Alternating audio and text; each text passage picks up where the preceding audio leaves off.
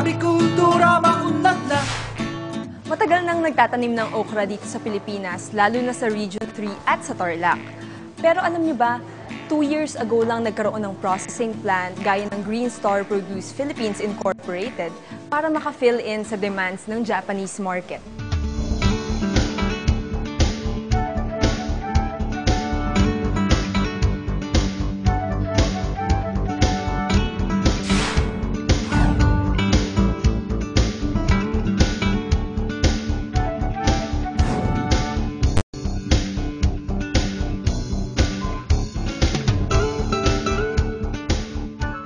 Bahagyang nalalayo ang pagiging caterer sa pagiging okra farmer.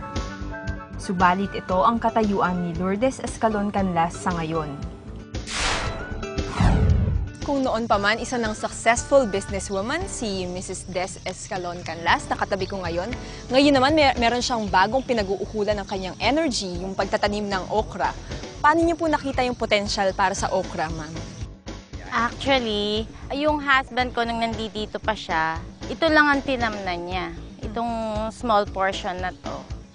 Nakita namin na kumita naman kahit papano.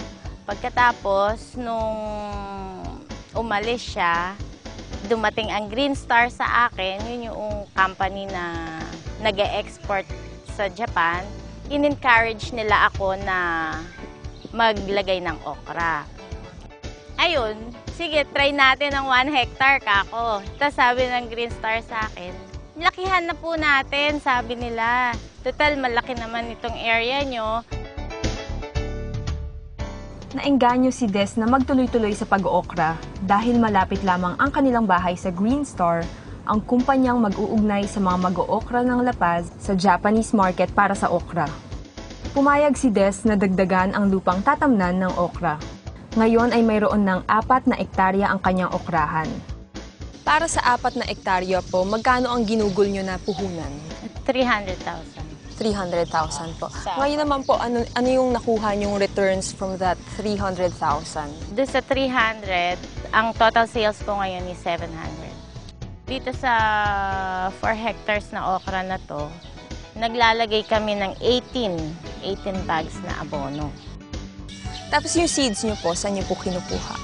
Yung seeds, sinupply sa akin din yan ng Green Star. Pero ngayon, since nga maganda yung okra na na-produce, gumagawa ako ngayon ng sarili kong binhi. Nakakamangha ang dami ng naaaning okra ni Des sa loob lamang ng isang araw. Lahat ito ay napupunta sa Green Star na kumukuha rin ng kanyang okra supply mula sa iba pang bayan sa Tarlac. Nakaka 80 to 90 crates a day. Iba't ibang sizes yan eh. May small, may medium, tsaka meron sila yung tinatawag na plastic. Yun yung magandang klase ng okra.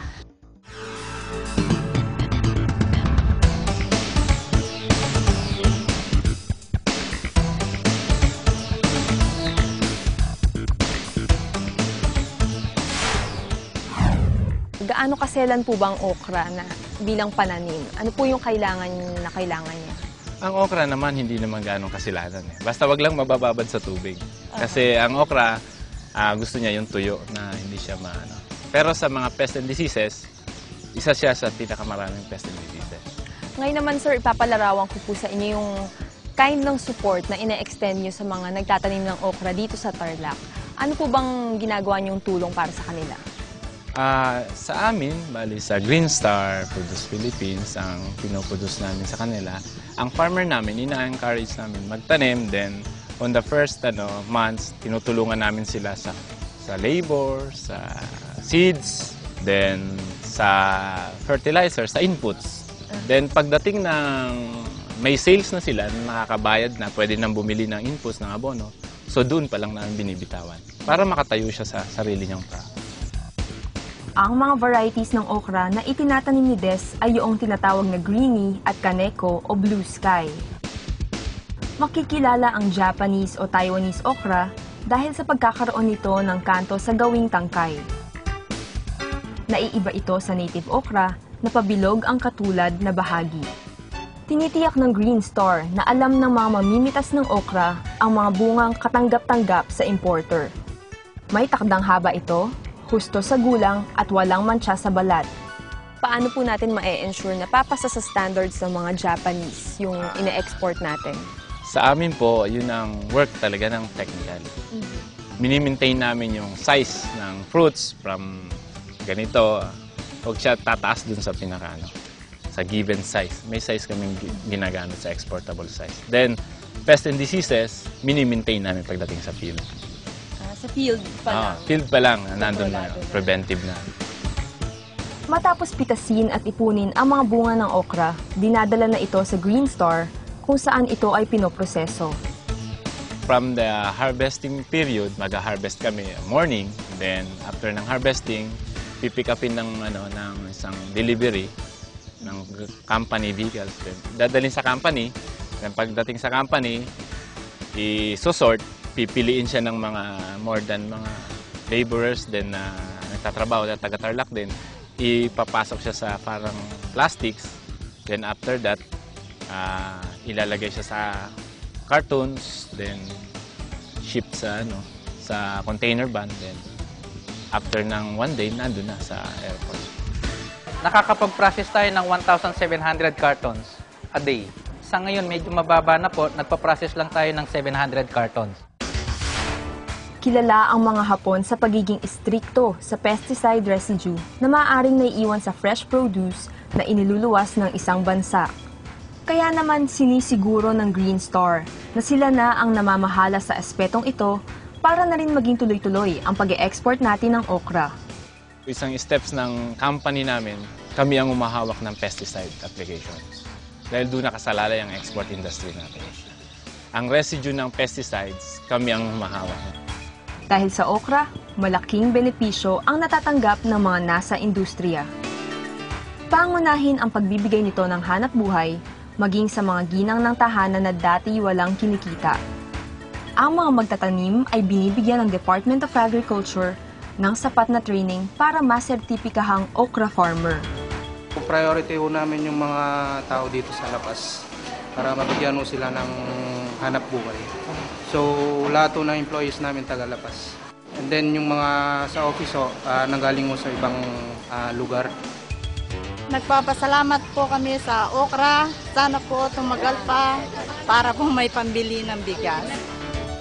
Kesa dun dati, ngayon mas maganda dahil kumikita na ako sa okra.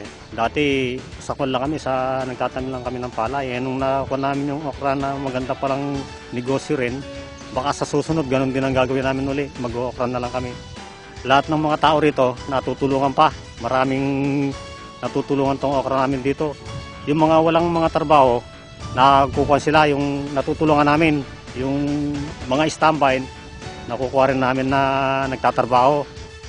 Para sa education ng 4 kong anak, malaking suporta itong nagawa ng okra. Nakabayad ako ng mga dapat kong bayaran, yung mga obligations na dapat na bayaran. Kahit papano, meron akong naibawas-bawas. Masasabi kong okra ang buhay kasi although first time ko pa lang to na nagtanim, pero nakita ko ng malaking potential para sa family ko na maglagay ng okra and hopefully magtuloy-tuloy na. Try nyo yung okra. Then, andyan naman kami para suportahan kayo. Kapit bisig na lang. Para maiangat natin yung livelihood program natin. Particularly yung kabuhayan dito sa La Paz and Tarlac.